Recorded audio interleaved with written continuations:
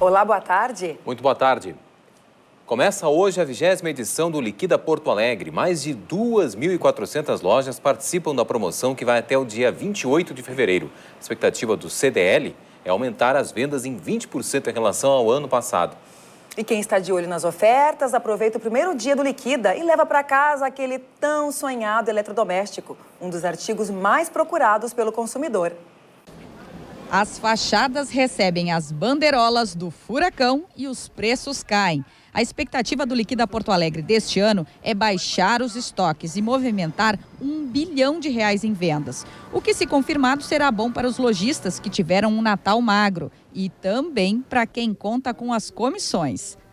A gente sempre fica na expectativa, né? Não dá para desanimar. Tem que melhorar.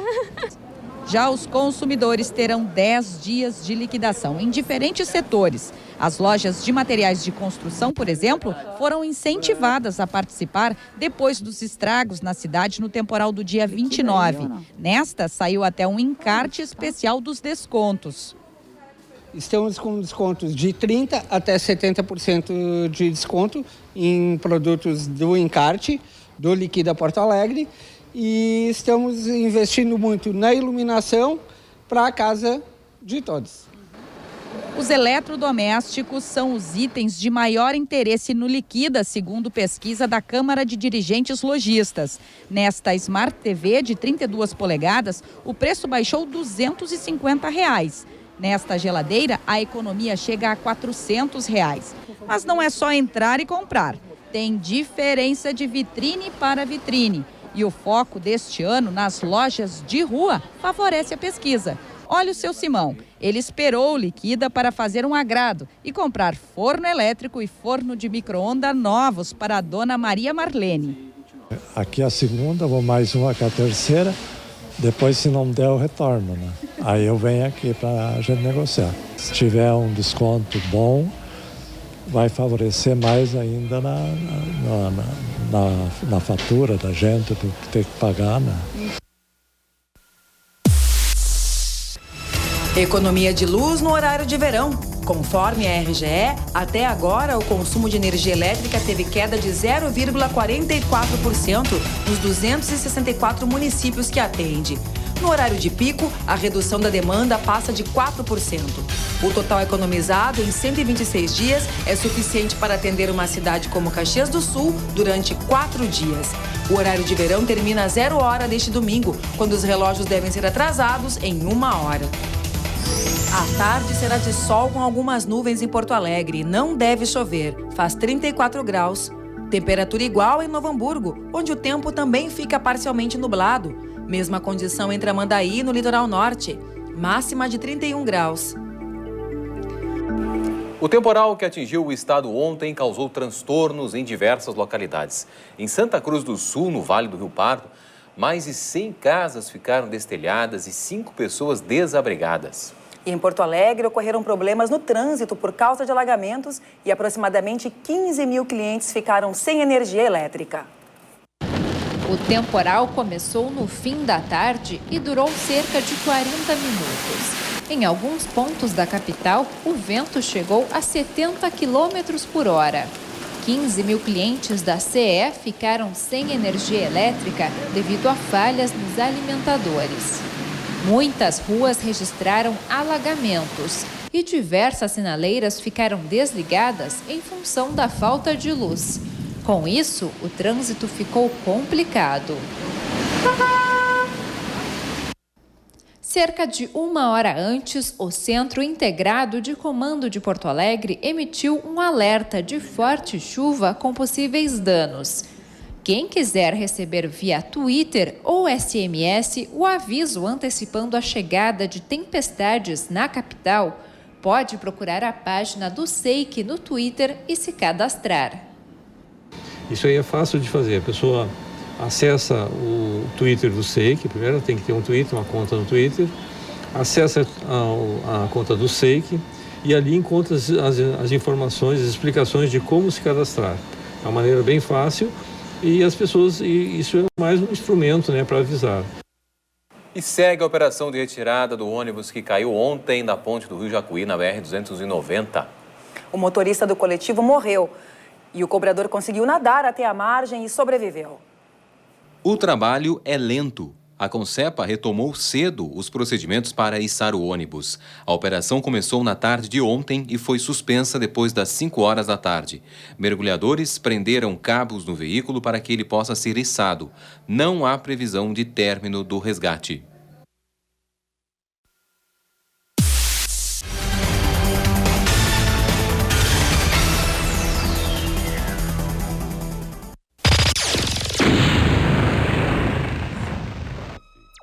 E desde dezembro, os gaúchos contam com uma central de atendimento por telefone para tirar dúvidas sobre a dengue, o zika e a febre chikungunya.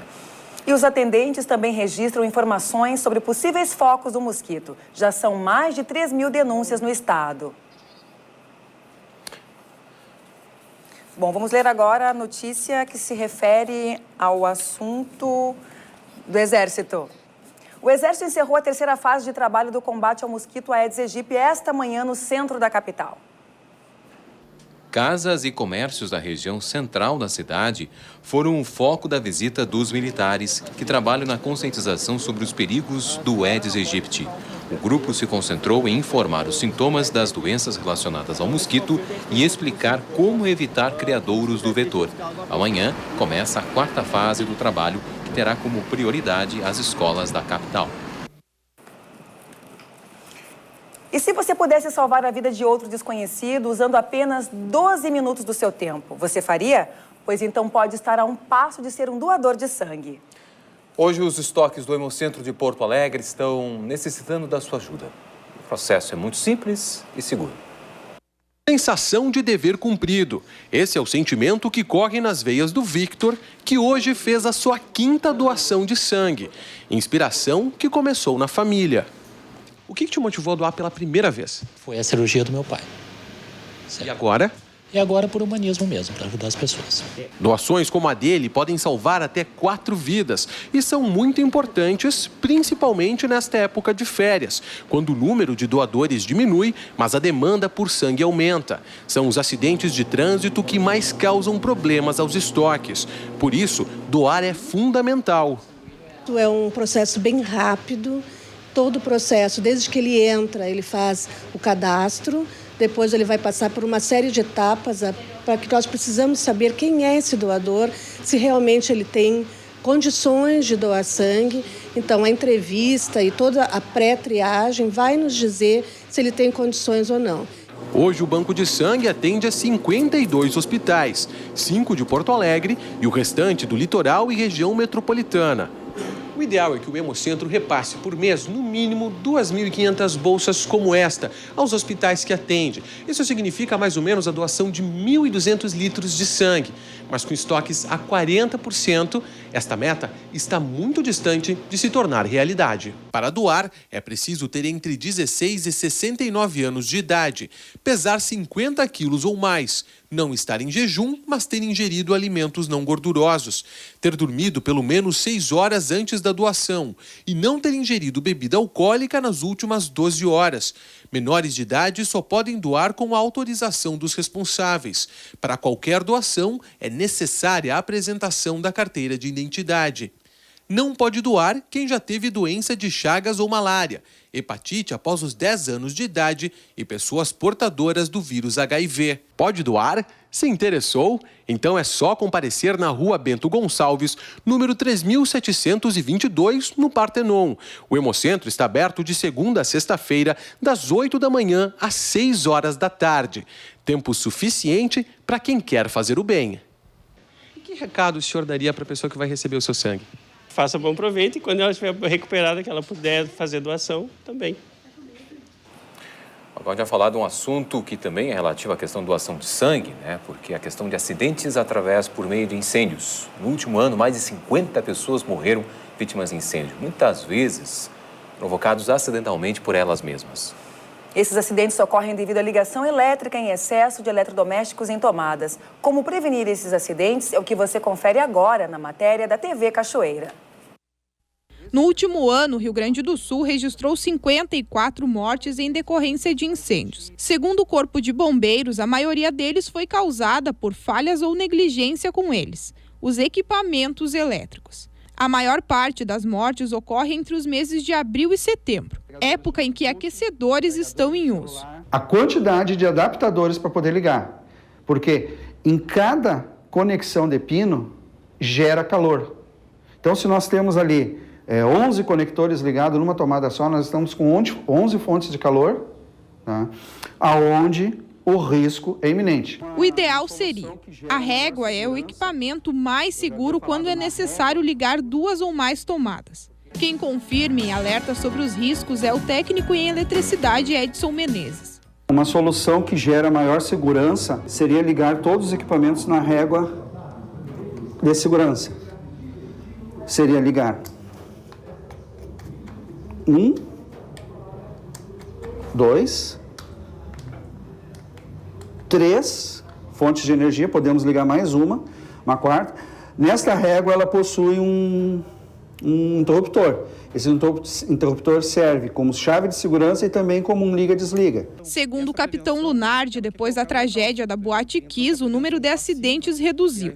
Ele aponta que o principal motivo foram as medidas preventivas. E essa prevenção é aquela que é colocada no local. Tem tanto a prevenção passiva, que é a estrutura física do estabelecimento, como também a prevenção ativa, que é aquela questão de ter hidrantes no local, ter extintores, né? Enfim, a gama de fatores que fazem com que o incêndio seja minimizado. A gente tem princípios de incêndio, a gente tem bastante. Acabam não virando ocorrência de vulto porque as pessoas que estão lá, existe a prevenção, treinam para isso e acabam a gente chegando lá para fazer só, né, analisar a ocorrência.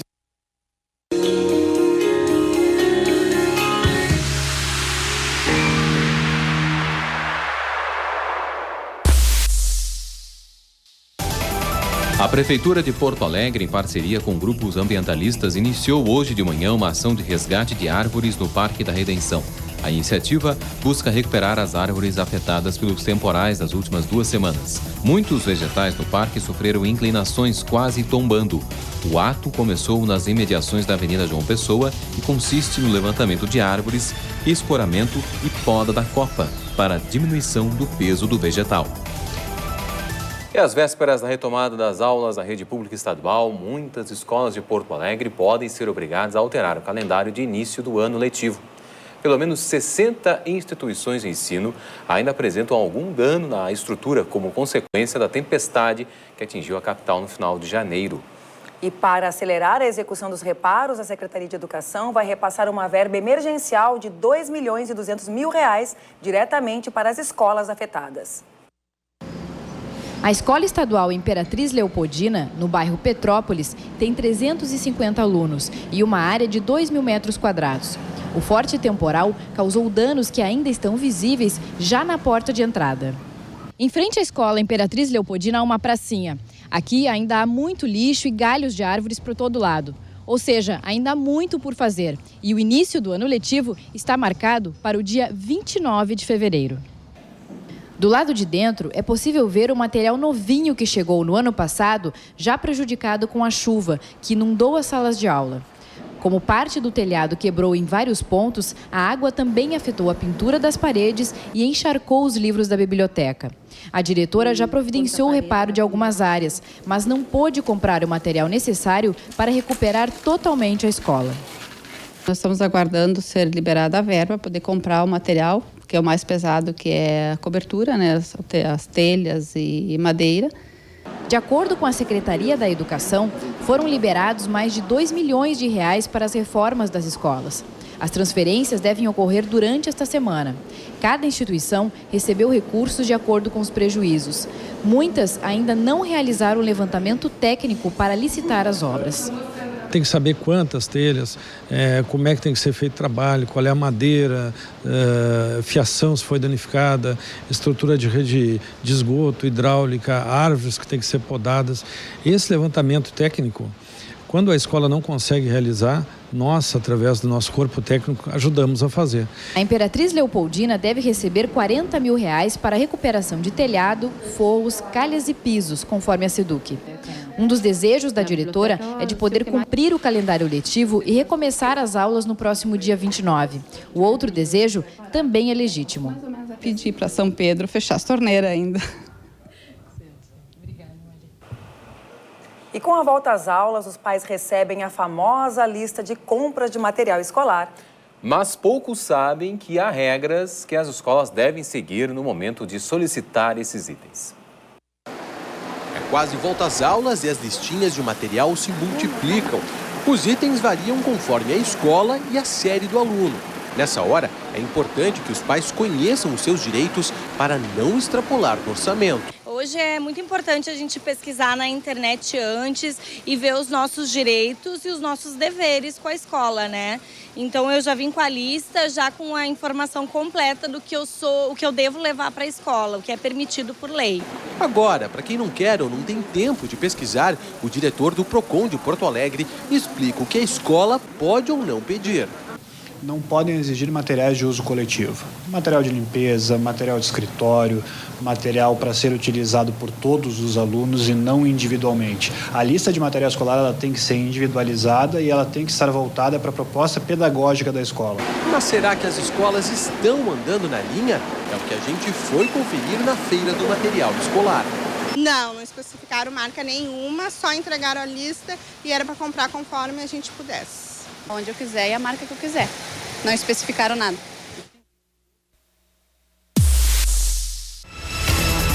O Hospital da Criança Conceição vai atender apenas casos de urgência e emergência neste final de semana. O motivo é o trabalho de limpeza do sistema de ar-condicionado. O objetivo é reduzir a circulação de micro-organismos no ambiente. O serviço é feito periodicamente por determinação da vigilância sanitária. Agora a gente vai falar de uma polêmica que tomou conta a hora das refeições dos porto-alegrenses. Pois é, uma emenda de um projeto de lei aprovado pelos vereadores da capital proíbe a colocação de saleiros nas mesas de bares e restaurantes. A proposta virou tema de discussão, pois divide opiniões. Ridícula. Quem quer comer, come, quem não quer, não come. É que nem droga. Tu usa se tu quiser. Eu aprovo. Totalmente. Porque eu sou bem contra o sal, porque não tem nada de bom, só prejudica, né? A emenda de autoria da vereadora Sofia Cavedon institui que bares e restaurantes só poderão disponibilizar o sal quando o cliente pedir. O objetivo é estimular a população a reduzir o consumo do produto. Não é proibindo as pessoas, porque as pessoas são livres para se alimentarem como querem, mas é atendendo o que diz o Código de Defesa do Consumidor e o que diz o Código da alimentação, do direito à alimentação saudável do país, que fala que o Estado tem obrigação, né, de organizar políticas que estimulem a alimentação saudável e que desestimulem a ingestão de produtos ou de alimentos nocivos, né? O Sindicato de Hospedagem e Alimentação de Porto Alegre e região questiona a proposta e afirma que a nova regra deve atrapalhar a logística de bares e restaurantes. Se o restaurante estiver cheio, pode acontecer no horário de pico das pessoas quererem o sal. Como pedir, digamos que 40 mesas resolvam começar a pedir sal. Então, são 40 pedidos, né, para o garçom trazer na mesa o sal. Então, tem um pouco dessa questão de logística, né, que parece simples, é só pegar um sal e trazer na mesa. Não é. O que todos concordam é que o hábito de colocar sal nos alimentos deve ser repensado. A quantidade de sal recomendada pela Organização Mundial da Saúde é de 4 a 6 gramas por dia, o que corresponde a uma colher de chá ou então até 6 pacotinhos como esse daqui. A explicação dessa orientação está no sódio, que quando consumido em excesso é bastante prejudicial à saúde. Excesso de sódio, o que vai acontecer? A gente começa a fazer uma retenção de líquido no nosso corpo, o fluxo sanguíneo aumentado, nosso coração tem que trabalhar com maior esforço para bombear e mandar sangue filtrado para o nosso corpo. Então, seria um processo bem simples. Excesso de sódio, retém o líquido, aumenta o fluxo sanguíneo, sobrecarga cardíaca e, ao longo de um tempo, a pressão arterial sobe para acompanhar esta minha demanda. A proibição do sal nas mesas dos estabelecimentos ainda depende de sanção do prefeito José Fortunati. O texto não prevê multa para aqueles que não cumprirem a medida. Aumento de nuvens e chuva à tarde em Santa Cruz do Sul, mas à noite o tempo fica aberto, faz 35 graus. Temperatura igual em Santa Maria, onde também pode chover no decorrer do período. Mesma condição em Cachoeira do Sul e máxima de 34 graus. A seguir, a importância do imigrante italiano para a formação da cultura e das cidades da Serra Gaúcha.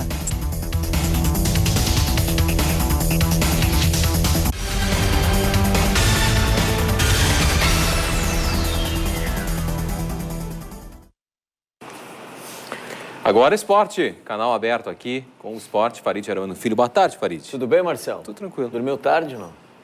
Não. Foi dormir cedo. Eu dormi bem tarde, vi o Grêmio e preocupado com o que vi. Vamos começar falando da Supercopa Gaúcha de futsal em Capão da Canoa. Nesta quarta, o Juventude venceu a Soeva por 6-3.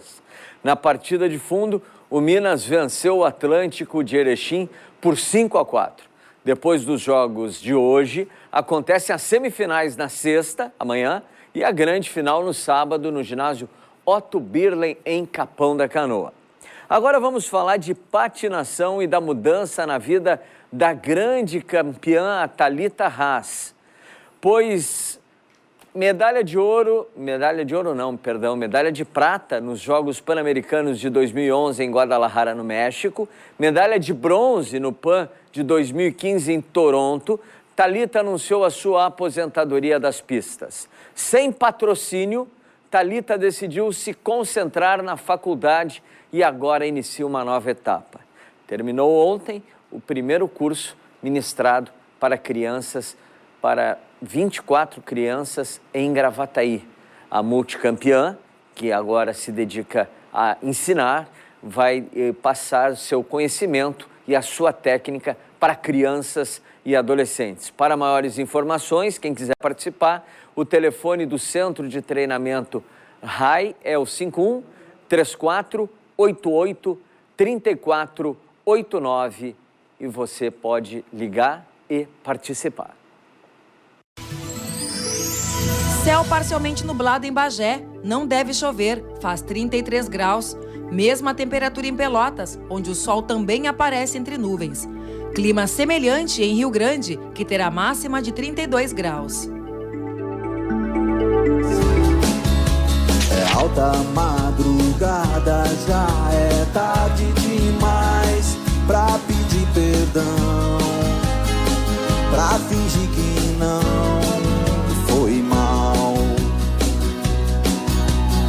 Uma luz apaga no prédio em frente ao meu. Sempre em frente foi o conselho. E há 140 anos, imigrantes italianos chegavam no Rio Grande do Sul e iniciavam o povoamento da Serra Gaúcha. Dessa colonização surgiram cidades como Antônio Prado, Garibaldi, Farroupilha, Caxias do Sul, entre outras. E até hoje vemos o reflexo da cultura italiana ao visitar essas cidades da Serra. Na quarta reportagem da série Os Sentidos da Uva, da UX TV, a gente confere um pouco mais sobre essa figura importante para a formação da região, o imigrante.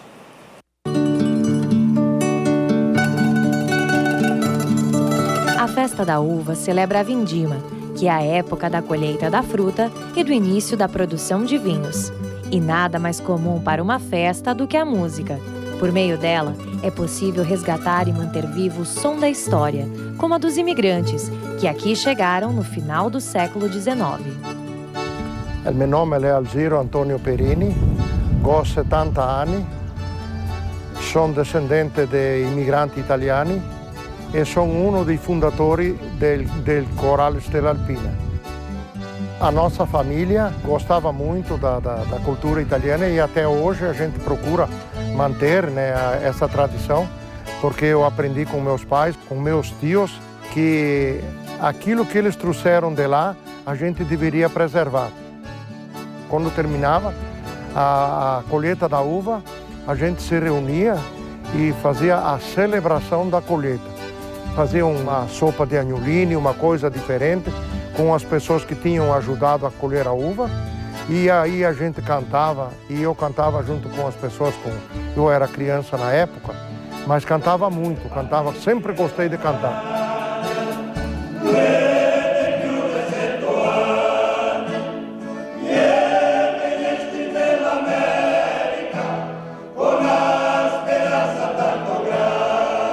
A música é uma das coisas que mantém a tradição italiana.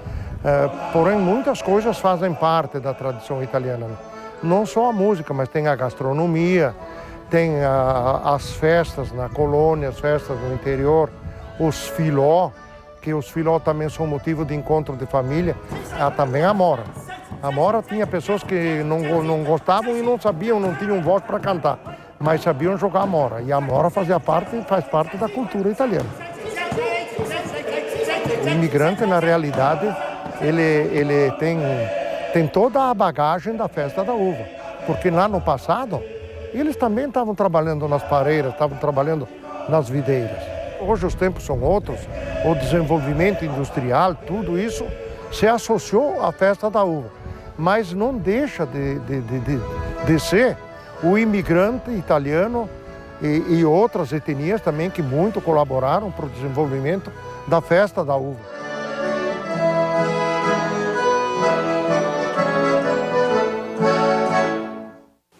E a tradicional Festa Nacional da Uva começa esta tarde, Marcelo, em Caxias do Sul, com a presença do ministro do Trabalho e Previdência Social, Miguel Rossetto, e do governador Sartori. Uma ótima oportunidade, né, para o pessoal poder prestigiar a cultura italiana. Boa tarde para você, até amanhã. Boa tarde.